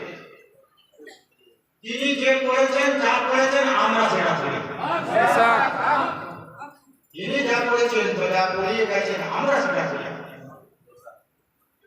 আজকে তিনি যা পড়েছেন তোমরা তা পড়তে পারো, এই আমরা তোমরা কেন? মাওলানা আলী মুসলিম দোষা নবীজি রাসূলুল্লাহ সাল্লাল্লাহু আলাইহি ওয়াসাল্লামের পরবর্তীতে তিনি দুনিয়া জাহান থেকে দুনিয়া জাহান আছে শেষ সময়ে আবার বলেছেন, উনি বলেছেন তুমি কাগজ কলম নিয়ে এসো, আমি লিখে দিয়ে যাচ্ছি। তোমাদের মধ্যে অশান্তি না হয় আমি তোমাদের অভিভাবক নির্বাচন করে দিয়ে যাচ্ছি। সাহাবারা বলেছে নিজেরা ঝগড়া করে যে না না কিছু করতে হবে, কোরআন আছে এটা যথেষ্ট আমাদের জন্য। তার মানে কি হলো, তাহলে নবীজি রাসূলুল্লাহ সাল্লাল্লাহু আলাইহি ওয়াসাল্লামের কথা কি মানা হলো? বলো, চালাকি করা হয়তো সেখান থেকে, সেই চালাকি ইসলামের সঙ্গে চালাকি করা হয়েছে, সেখানেও করা হয়েছে এখানেও করা হয়েছে, সেখানেও করা হয়েছে এখানেও করা হয়েছে। আমরা মনে করি আর ওনাকে সামনে রেখে আমি আল্লাহর সঙ্গে সরাসরি যোগাযোগ রাখছি, আর কিছু দরকার নেই। এবাদত থেকে এত কিছু আই বলি রাই করে সেই করে আই তাইয়া মত করে ভাই খারাপ মরম করে, এসব করার দরকার নেই। সরাসরি আল্লাহর কাছে চলে যেতে, আর ওনাকে সামনে রেখে এইরকম সামনে রেখে যদি চলে যেত তাহলে তো ইবলিস চলে যেত আগে। তাহলে ইবলিস আজাদিলের নাম ইবলিস হবে, আজাদিলের নাম ইবলিস হবে। সামনে একজনকে রাখতে হবে, ইয়া আইয়ুহাল্লাযীনা আমানু তাকুল্লাহ ওয়াবতাগু ইলাইহি ওয়াসিলা। হে ঈমানদারগণ, ঈমানদারদের বলছে হে ঈমানদারগণ তোমরা আল্লাহকে ভয় করো, আল্লাহকে ভয় করতে হবে, কিন্তু আল্লাহ প্রাপ্তির পথে ওসিলা অন্বেষণ করো। সেই ওসিলা সেই প্রিয় মুর্শিদকে তোমাকে সাথে নিয়ে যেতে হবে। প্রিয় মুর্শিদকে সাথে না নিয়ে তুমি যেতে পারবে না। আর কি বলবো বলো? আর কি একটা কথা বলি, যেটা হচ্ছে দেখো এই যে ইসলামের বিবেক বাগে ফেরা করবো পয়লা বৈশাখে বাগে ফেরা নিয়ে আলোচনা আজকে না, আমি আলোচনা ধরছি করতে হবে। আগে থাকো ইসলামের আলোচনা আমাদের মজলিস হওয়া উচিত এই গদির আর বাগে ফেলে। অবশ্যই মানুষকে জানানো দরকার আছে কোথা থেকে আমরা ভাগ হয়ে আসছি, কোথা থেকে আমাদের এই ভাগ হলো। আমরা ভাগ হয়েছি বলে আগে এত ৭২ দল হয়েছে, নবীজি বলে গেছে এত দল হয়ে গেছে, হ্যাঁ হয়েছে, কিন্তু কোথা থেকে হয়েছে কিভাবে হয়েছে সেটা জানতে গেলে এই বাগে ফেরা আর এই গদির শুনতে হবে, গদির আলোচনা করতে হবে, গদির নিয়ে চিন্তা করতে হবে, গদির জানতে হবে, গদির বুঝতে হবে, তবেই এই ভাগের জানতে হবে কে সঠিক আছে কে বেঠিক আছে। সঠিক কে বেঠিক কে এই গদির জানতে পারলে সে বুঝতে পারবে। আর সেই বুঝতে গেলে পীর মুর্শিদের দরবারে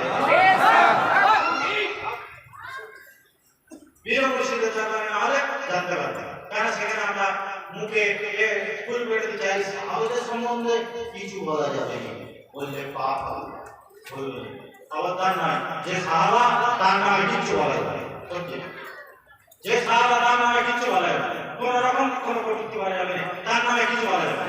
যে সাহাবা নয় তার নামে কি বলবে, যে সাহাবা নয় যারা সাহাবা থেকে বাইরে চলে গেছে তাদের কি বলবে, তারা তো সাহাবা নয়, তাদের সম্বন্ধে কি আলোচনা সমালোচনা করার কিছু অসুবিধা নেই আর ভয় নেই। যে সাহাবা হবে তাদের সম্বন্ধে কোনো কথা বলা যাবে না। সাহাবা সেই সাহাবা কি যে সালমান ফার্সি উনি সালমান সম্বন্ধে বলা হয়, সালমান ফার্সির বয়স ৩০০ বছর বয়স, তিনি নামাজ পড়তে যাবে মসজিদ নববীতে, নামাজ পড়তে যাবে মসজিদ নববীতে যারা গেছে দেখেছেন নিশ্চয়ই, সঙ্গীত কর উনি এসে আগে চিন্তা করবে মা খাতুনে জান্নাতে ওনার দরজায়, ওনার দরজায় আগে ওনার চুলটা বড় ছিল, সেই চুল দিয়ে পরিষ্কার করতে করে তারপরে সে করে যেত। নবীজি সাল্লাল্লাহু আলাইহি ওয়াসাল্লামের কাছে শিকায়ত করেছে, নিয়ে গেছে যেরকম হুজুর নামাজ পড়বে এখানে, উনি আমার সেখানে গিয়ে চিন্তা করতেন। তো নবীজি সাল্লাল্লাহু আলাইহি ওয়াসাল্লাম বলছে সালমান কি ব্যাপার তুমি সেখানে গিয়ে চিন্তা করতে এখানে থাকতে, হুজুর যে দরজায় আমার নবীজি সালাম দেয় সেই দরজায় আমি গিয়ে সেটা করবো, তার চরণ ধরে সেখানে আছে, সেখানে আমি চরণ দেবো, সেখানে সেই সেই দরজায় হচ্ছে আমার নবীজি সেখানে সালাম দেয় তাকে মা খাতুনে জান্নাত থাকে, সেখানে শুধু আমি করিনি ফেরেশতারা এসে সেখানে সালাম করছে, আর কে করছে আসমানের তারা এসে সেখানে সেজদা করছে, আসমানের তারা এসে সেজদা করছে, আমি শুধু করিনি। এই কথাগুলো সাহাবারা জানেন, সাহাবারা শুনেছে, সব জানেন, কিন্তু নবী পরবর্তী তাদের উপর অত্যাচার করা, ওনাদের উপর অত্যাচার করা, তাহলে তারা কি সাহাবা থাকলো না? তারা কি সাহাবা থাকলো? তিনি বলছেন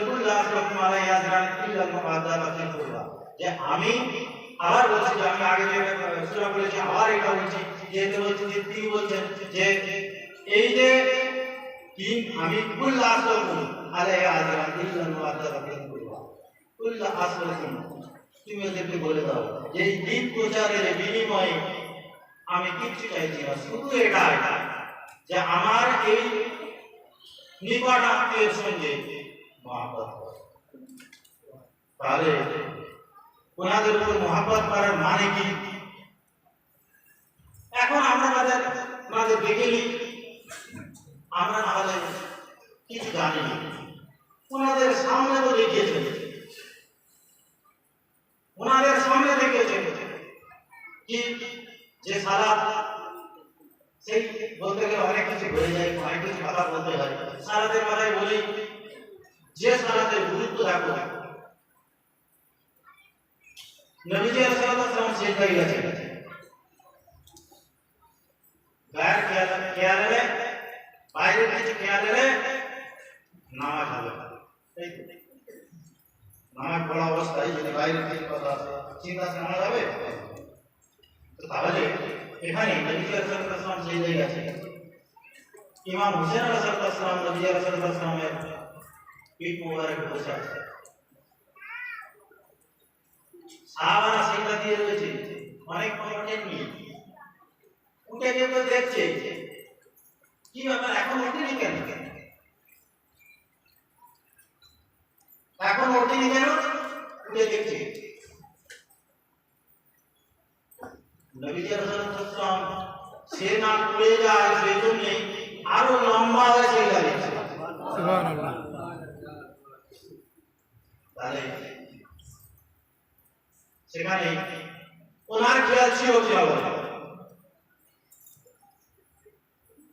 ইমাম হুসেন পাকের খেয়াল ছিল কিনা যাতে না পড়ে যায়। তাহলে সে নামাজটা কার উদ্দেশ্য ছিল, কিসের নামাজ হচ্ছে, তিনি সেইটা লম্বা করে দিচ্ছেন যে যাতে না পড়ে যায়। সুতরাং তাহলে সালাত কি সালাত, আমরা এই সালাত নবী সাল্লাল্লাহু আলাইহি ওয়াসাল্লাম মিরাজের পর 50 থেকে 13 বছর ধরে, 50 বছর পর থেকে 13 বছর আমরা ওনার পিছনে পড়েছি, তাই তো? ও কাছে পড়েছি নাকি? সকাল দুপুর বিকাল সন্ধ্যে রাত্রি সবার সামনে পড়েছে তো, কি করবে? তো আমরা এখনো পর্যন্ত আমরা নিজেদের মধ্যে ঠিক করতে পারি, কারো সঙ্গে তো আমরা গেছি নিশ্চয়ই বেরোচ্ছে, কেউ হাত ধরে নামাজ পড়েছে, কেউ হাত তুলে, কি করবে কেন? 13 বছর ধরে আমরা কি দেখি মানে এখন আমাদের মধ্যে এই বিবেক থাকার কথা কি, কি বল থাকার কথা হওয়া উচিত তো না। 13 বছর ধরে আমরা এইটাই করতে পারলাম না, তাহলে কি সালাত করব বা কি সালাত করছি? আমি শুধু একটা কথাই বলে কি সালাত করছি, আমি যেটা করছি সেটা ঠিক করছি তো? আমি যদি এটা চিন্তা করে দেখি যে আমি যেটা করছি সেটা ঠিক করছি তো, হয়তো বলবে হ্যাপি সাহেব আবার কি কথা বলে, এই বলছে হ্যাপি সাহেব আমরা যেটা করছি সেটা ঠিক করছি। আমি আপনাকে বলছি আপনি যেটা করছেন সেটা ঠিক করছেন কিনা দেখুন, আমরা যেটা করছি সেটা ঠিক করছি, আমরা যেটা করছি সেটা ঠিক করছি। আমি পাঞ্জাতন কাকের মহব্বতে নামে করছি, আমি তাদের মহব্বতে সেটা করছি। সুতরাং আমার এই নামাজ দায়নি নামাজ, দায়নি সালাত, যে 24 ঘন্টা সালাতের মধ্যে থাকে তাকে আর 5 ওয়াক্ত পড়তে হয় না। ইসলাম দরিয়া সিকান্দার ফয়সা শেখ আব্দুল মালাসা দিওয়ান বাদশা শেখ আব্দুল মালাসা দমগার দমগার। তো আজকে এই পর্যন্ত থাকবে। আমি একটা কথা বলি, যেটা হচ্ছে যেটা তো বারবার একই কথা আমি বলি, সেটা হচ্ছে যে দাদা হুজুরের কথা। আমি এটা দাদা হুজুরের যেহেতু মজলিস, দাদা হুজুর আমাদের হুজুর সবই যদি আমরা দেখি 5 1 1 5 সমাজ ধর্মের ইশারায় কাফি। তো যে কথাগুলো তিনি বলেছেন আমরা সেগুলো মেনে চলবো। বারবার একটা কথা বলছি, আর অধিকারে যাবো। আমাদের যে পদ্ধতি সেই